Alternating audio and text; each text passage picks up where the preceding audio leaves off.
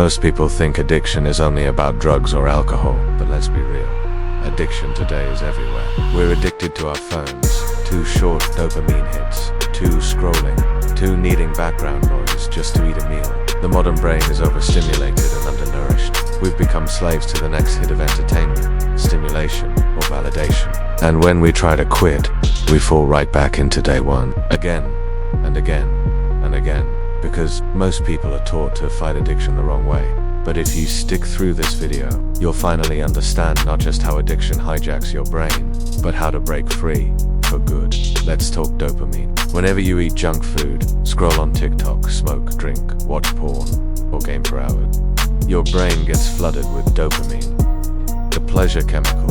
But here's what no one tells you. After that high, your dopamine doesn't just return to normal, it crashes below baseline. That crash makes you feel anxious, drained, restless, unmotivated. So what do?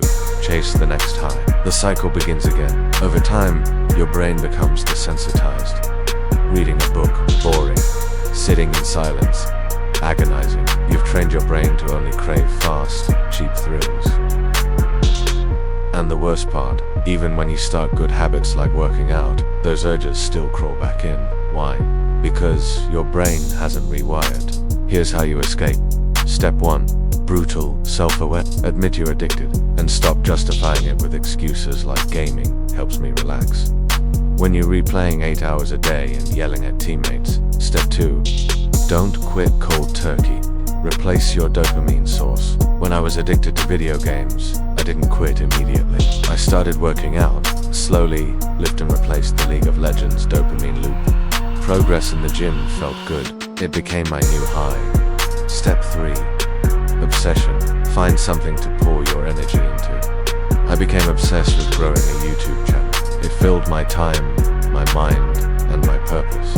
I simply didn't have space for games anymore. If you're not obsessed with something greater than your addiction, you'll always return to it. Step 4. Don't fight. Urges. Redirect them. When cravings hit, don't resist by shouting no, no, no. In your mind, instead, think of a peaceful memory, a happy moment from childhood. Let your mind anchor to joy, not to struggle. Step 5.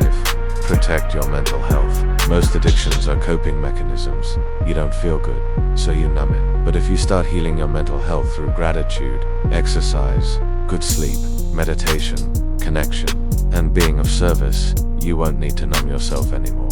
Step 6. Shift your identity. When I wanted to quit porn, I imagined the kind of man I'd have to become to be in a real relationship with a woman I deeply respected. That guy, he's not on adult sites. Your behavior follows identity. Don't be someone trying to quit. Be someone who simply doesn't do that anymore. Step 7. Order your environment. If you're trying to quit gaming, but your setup is still optimized for peak gaming, with RGB lights and everything, you're making it harder for yourself. Restructure your make the path of least resistance lead you to your goals, not your temptations. And finally, forgive your relapses. They're part of the process. Don't shame yourself. That shame is the trigger that makes you go back. Instead, count the days you succeeded, learn, and extend the streak. I went from wasting 8 hours a day gaming, fapping, and self-loathing, to building a life I'm proud of. No therapist saved me, no magic trick, just a willingness to slowly evolve. And you can do the same. You need to make this journey personal. Addiction doesn't break in one heroic moment. It fades when you build a life that makes relapse irrelevant. One filled with purpose, progress, and peace. The only question is, are you ready to stop being a slave to pleasure and start being the creator of your future? If you are, welcome to day 1. The real one.